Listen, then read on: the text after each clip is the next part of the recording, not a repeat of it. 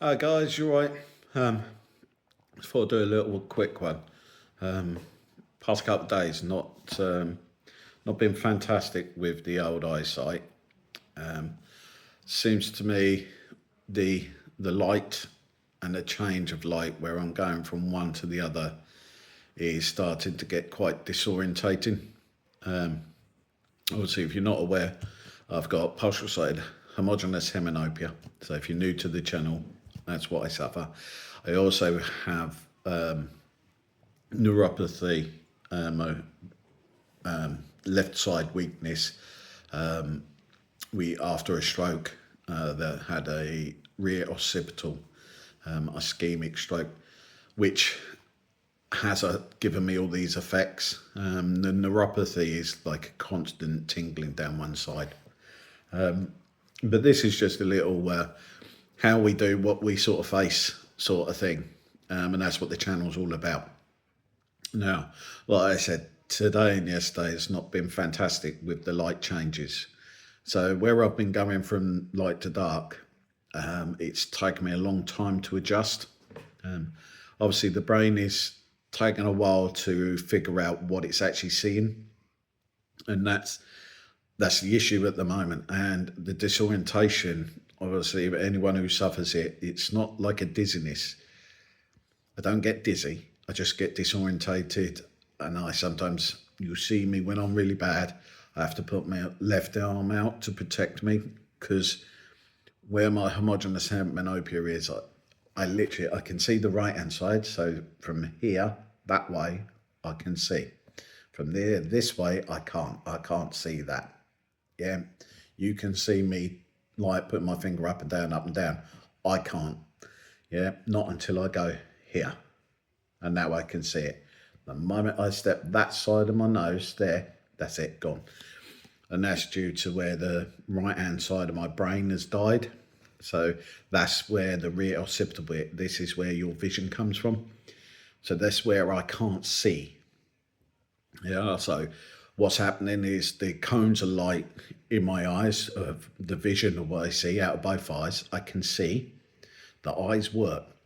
They send this picture to the back of my brain, where when it hits the back of the brain on the screen, it's got two pictures. So it hits, and what it does, it gets both of these, it overlaps them, flips them the right way round, and then presents that as what you can see. That's how it normally works. That's not how it's working for me, because obviously I've got half a brain. So some people have always said about that, but that's just one of them. But what it actually means is anything to the right hand side, because it was the right hand side of my brain that died, it's the left hand side that I can't see.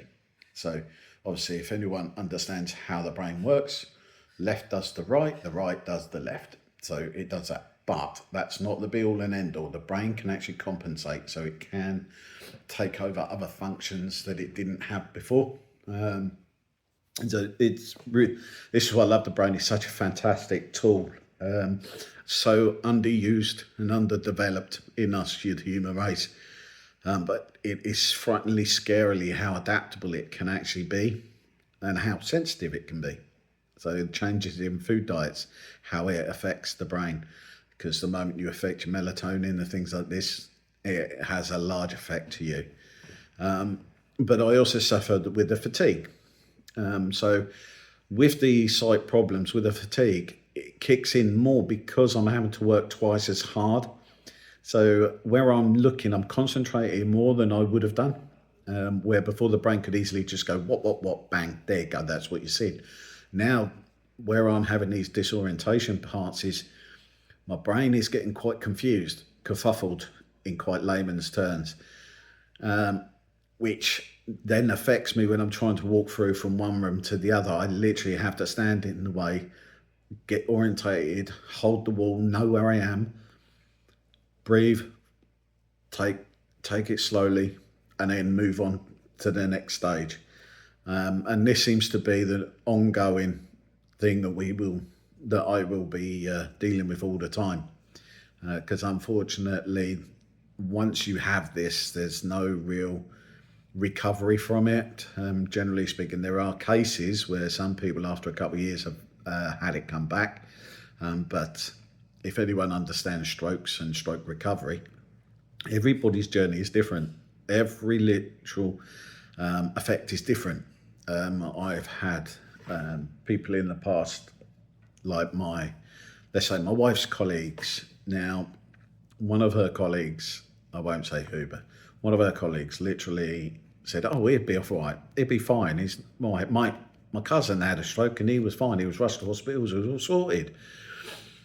But what she didn't understand was his treatment was done by King's really quickly, which was in the time frame that he needed it to be done. Mine wasn't. And because of that, the effects that I suffered was probably worse than his. He may have had a worse stroke, but actually the effects of mine, because it went on for such a long time, actually cooked and made it worse. Now, this is the problem when we have far and few hospitals anymore. Yeah. Well, years ago, you used to have hospitals that specialised in something. Now, in our local area, we've got two, and the stroke team are in one town, which isn't the town where they send all the emergencies. So actually, anyone who's suffering a stroke being sent to that town's not going to happen quickly, because there's no process to get you from A to B in the time frame, and we're talking a very short time frame, and that's what happened to me. So on an 18-minute call, it took 2.5 hours to get me to the other town, to the stroke specialist. Yeah, and I had no treatment in that time. So that's why my brain got cooked a lot worse than it could have done. If I'd been in King's, it probably would have been dealt with quickly. I would have had the medication, I'd have either had a thrombolysis or something, whatever I needed, they would have dealt with. So the effects that I suffered compared to my partner's colleague are far different. She saw me not long after my stroke, and she saw how I was walking, how my balance was gone, how I was suffering, and it opened her eyes up to actually not every stroke's the same. And this is the problem with people. They assume a stroke is maybe a geriatric, it's a fast symptom, it's this, it's that. No, it's not. It's not always. Now, I am a promoter of something called Be Fast. Now, please look it up. Balance, eyes, face, arms, speech, and time. Now, balance could be anything. Dizziness, disorientation, literally like me, just wobbly on your feet. Eyes, so visual changes, yeah, vertigo, things like this. So there's lots of changes to the eyes. So it's not necessarily just sight loss. It could be other things as well that affect. You could have little sparkles. You could start seeing things in your vision, like, because I suffer something called, I did in the early stages, a lot worse than I do now, which is Charles Bonnet syndrome, which is where you start seeing visions in your sight, even though you know not there. That I'm quite lucky with, has subsided a lot more, but it does flare up occasionally. And I've got a thesis, a theory on this, that I think it's where some of the brain synapses are rejoining or making new pathways, and every now and again I get a memory or get a flood of something. I don't know how true that is, because I've not seen a neurologist, so I couldn't ask them these questions. Yeah, so mine was in 2024, 2023, can't remember. It was when Labour had the vote to get in. That's it. It was the same day the vote was. It was that day I had the stroke. Yeah, and from that moment on, we've been dealing with this. But like I said, these past couple of days, the visual sight changes have been affecting me. And lots of people who had stroke and had visual loss or visual field loss or anything like that from the stroke, they understand. They understand the difficulties that you will face day to day. They get dizzy, they get nauseous because of the dizziness.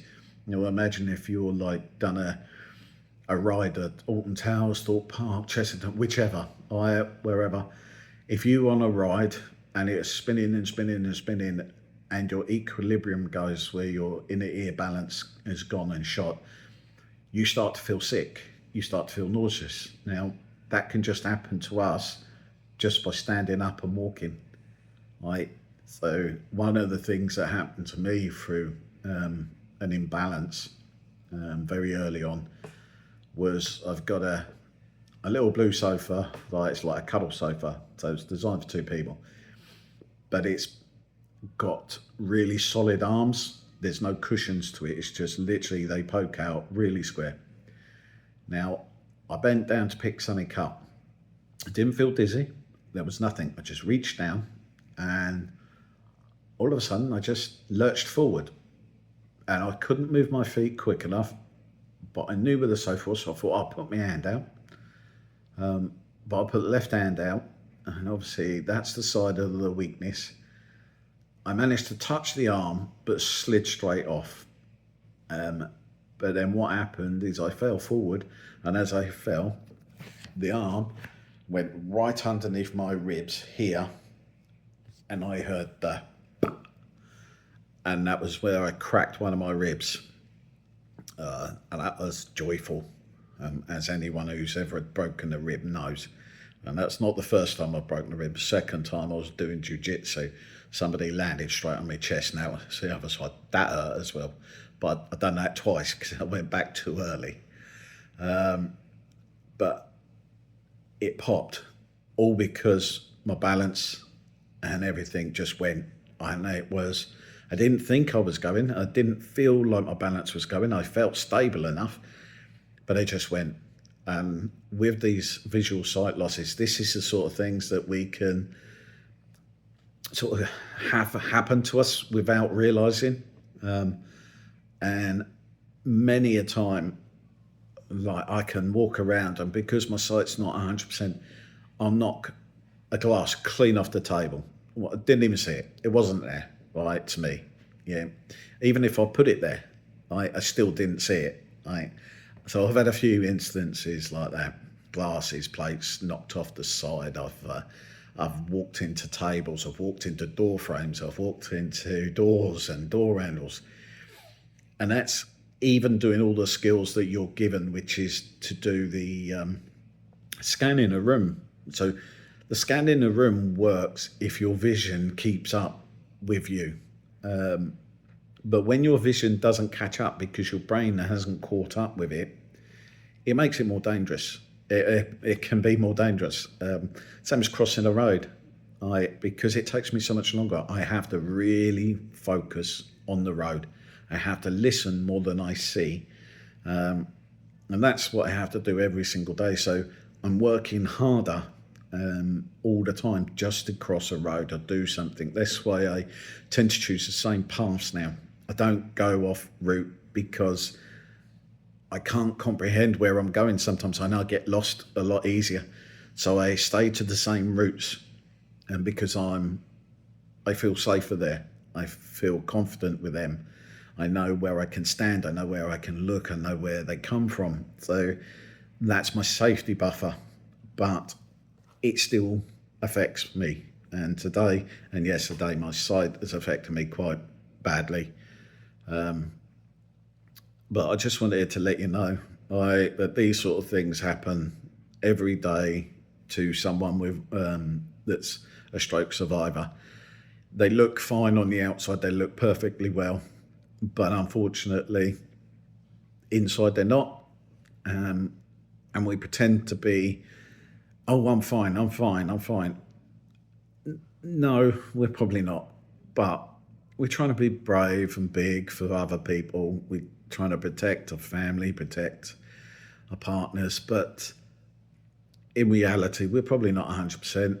But we don't want to be a burden. So we have that to contend with it internally, even though we know our wife or partner doesn't feel that. They don't feel that at all. They just want to support us.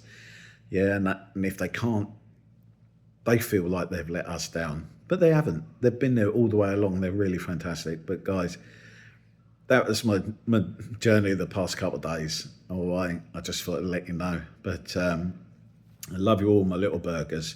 Now remember, stay safe, right? Love everyone. Be kind, right? What you put out, you'll receive. Be joyful. Enjoy what life has given us. I was enjoying outside till it started raining earlier, but I got absolutely soaked, me and the dog. So I've had to come back a little bit early. Otherwise, I would have done the video outside, but not today. All right. But guys, have fun. Take care. I'll see you all soon. Love ya. Oosh, my little burgers. Take care.